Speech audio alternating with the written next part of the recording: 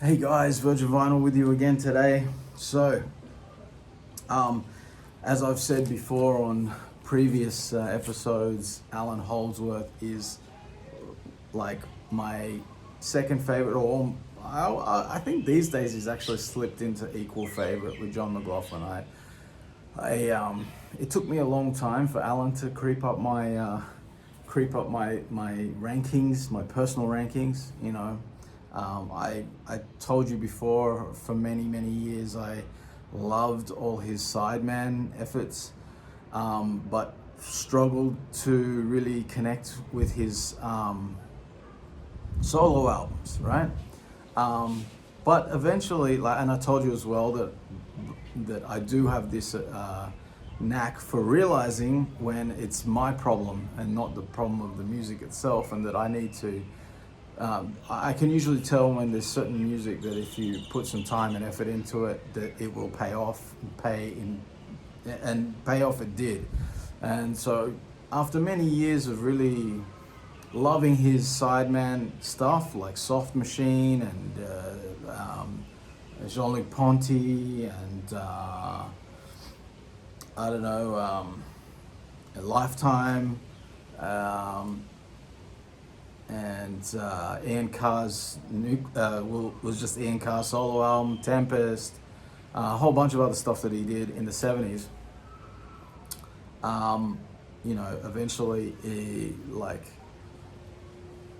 Eventually I started to, and sorry, I lost my train of thought there, but basically I persevered, and it eventually paid off, so that now I love his solo stuff more than that stuff even. For me it's like, now when I hear his sideman stuff, I'm like always left a little bit hungry for more, but that being said, because of all this love for Allan, now that I'm buying records, and that started that journey of collecting vinyl, I'm trying to get my hands on anything I can that has Allan on it. And I was really happy to see that in 30 Records in Tel Aviv, they had this bad boy right here, UK, this self-titled album. It's the kind of supergroup, I guess, with John Wetton, Eddie Jobson, and Bill Bruford, and of course Allan Holdsworth. And this thing is absolutely killer. I mean, this is a progressive rock album, and this is one of the things that I love about Allan, is that he can sort of fit into almost any mold and make it sound totally natural and like he's meant to be there. He's essentially a jazz musician, but he sort of Allan sort of developed his own musical language and understanding of things, not in a traditional sense, not in a like reading music traditional sense. He developed his own systems of understanding where things were, and figured it out with his own way of articulating that. I don't mean on the instrument, I mean literally he worked out his own system of formulas, and to an extremely deep and precise level, and he's talked about that in many interviews over the years. And so I think that's what made it possible for him to be so flexible, because he doesn't sort of see himself as just I'm a jazz guitarist or something like that. Not that a lot of musicians do, I think, but I think he always sort of saw himself as well, I don't know how he saw himself, I guess, but he always seemed to me as being like, even though he was like a real stickler for his own music, and to the point where it sort of slowed his creativity down towards the end because he was too much of a perfectionist. Simultaneously as that being the case about Allan, he also seemed to be one of these guys who was completely able to be malleable and to adjust to whatever form, whatever setting he was in, at least for a short period of time. in UK, like it was, when you've got someone like John Wetton there fronting the band, you've got this incredible, and Bruford behind you on drums. You've got like half of King Crimson there. Like probably the greatest, progressive rock band of all time. Certainly the most consistent one. I think Yes is the ultimate, probably the ultimate when you talk about progressive rock bands.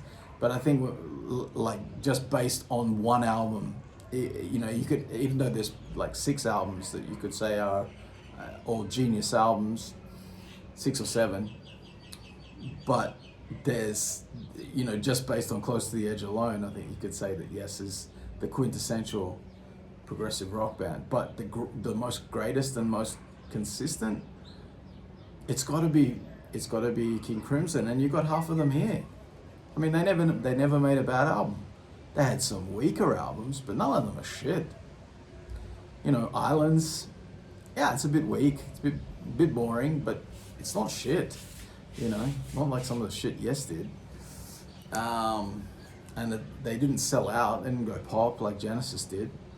Not that any of that stuff is shit either, but it's not progressive rock anymore. They became something else.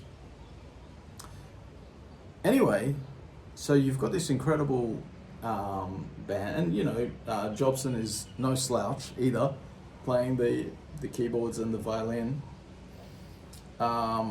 And they got together and they produced this incredible album. The problem was for Allan is that the guys, I think Eddie and John Wetton wanted Allan to play all the solos from the album note for note when they played live.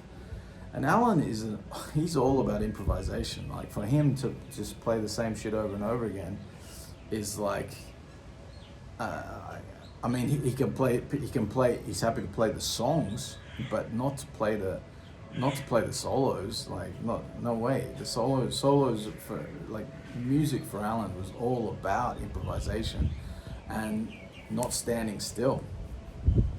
One of the things that was really cool, I can't remember if it was an interview with Chad Wackerman or with Gary Husband, who were both drummers at certain points in Allan Holdsworth's solo band.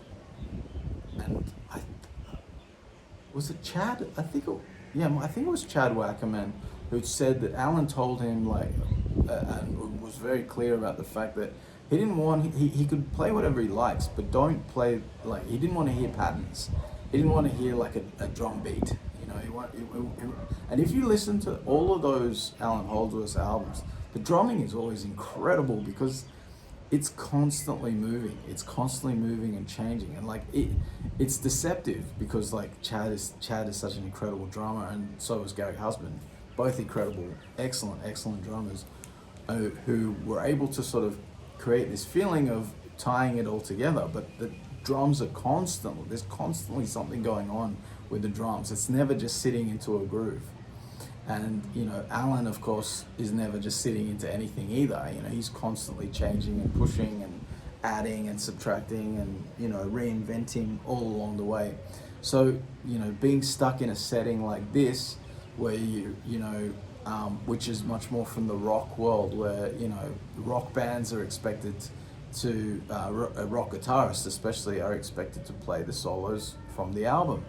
That's what people want to hear in the rock world. It's not the jazz world. Us jazz nerds, we like to hear improvisation. But a lot of rock fans, and I know this from when I was really young, when I was first getting into rock and roll, I didn't really like listening to live albums. Before I discovered jazz, before that switch got switched on in me, I can remember feeling like I don't like it when they don't play the songs the way they are on the album. It just makes me laugh when I think about it now. Because now I'm like, I only don't like that if they make it worse. But if they do something that's exciting and cool with it, then fuck yeah. And if the guitarist wants to get up and unleash some incredible solo straight from the heart, I would much rather hear that than, you know, I mean, that's one of the things I like about Deep Purple is that Ritchie Blackmore never played the solo the same way twice. He would throw little things in there that were kind of expected, you know, the things that were like, that became legendary from those solos. But around those licks, he would just improvise, you know. That's cool in my book, but not in the book of these guys. And a lot of that, at that time, there was an expectation. There was expectations, and so Allan jumped ship, and so did Bill, because Bill also is from the jazz world. Even though he, you know, was in Yes and King Crimson, he also loves improvisation and wanted that as an aspect, and that's why they went on to create Bruford, which is. I think shares some similarities, like in the songwriting. There are some similarities to the overall sound.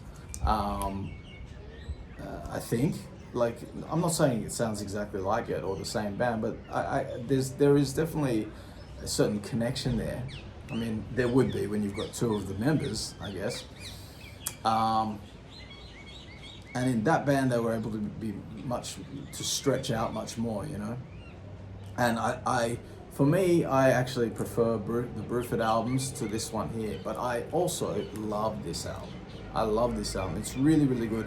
It's actually was always kind of my least favorite of all the sideman stuff that he did, although I didn't know all of it for all those years. I think, yeah, I don't know, like, I didn't know Tempest for all those years. I only heard Tempest like a few years ago.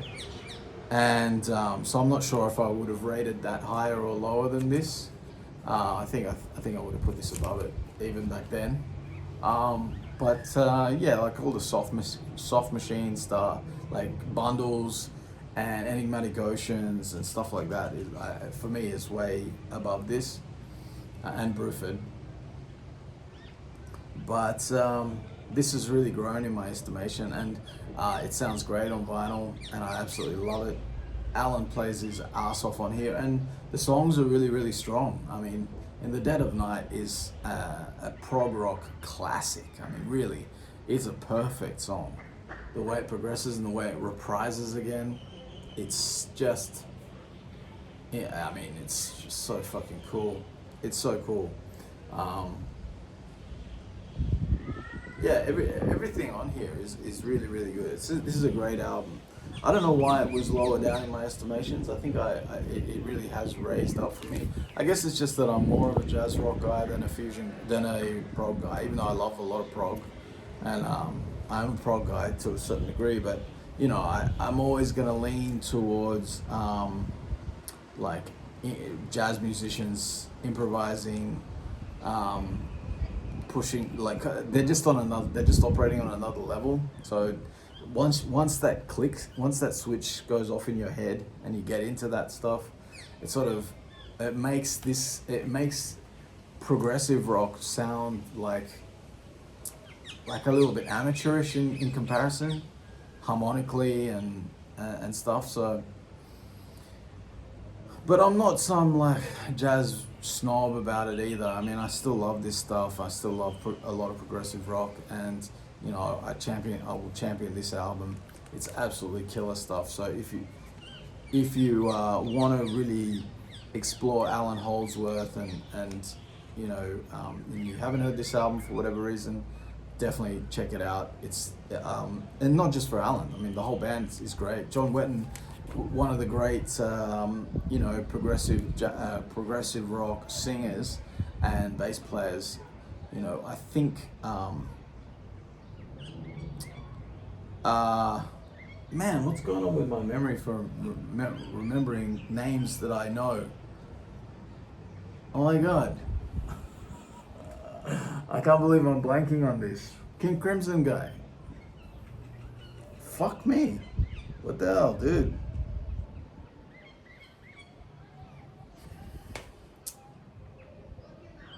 This is what happens like when you're an insomniac like me. Your memory is shit.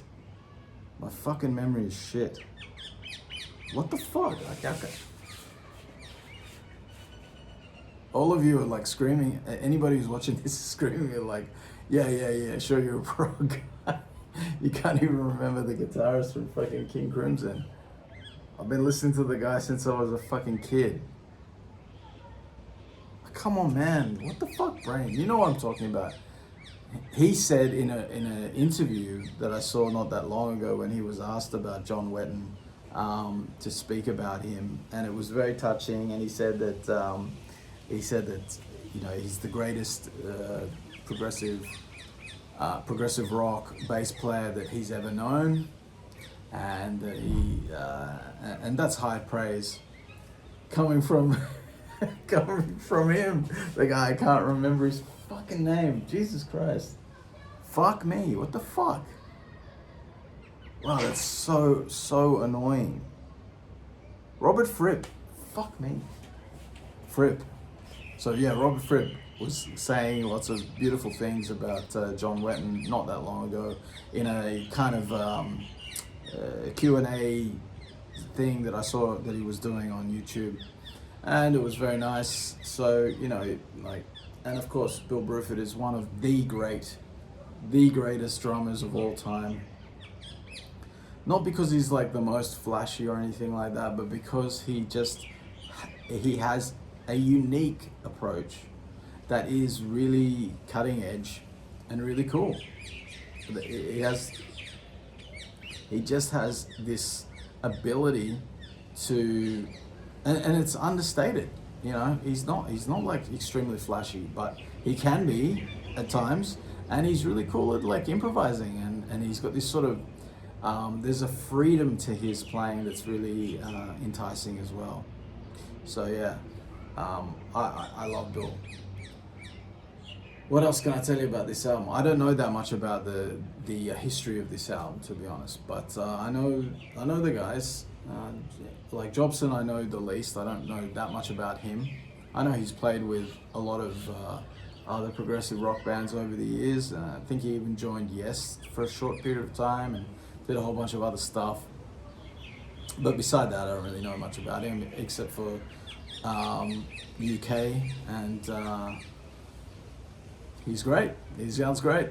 So there you go. Anyway, guys, I think that'll do for today. I'll see you next time.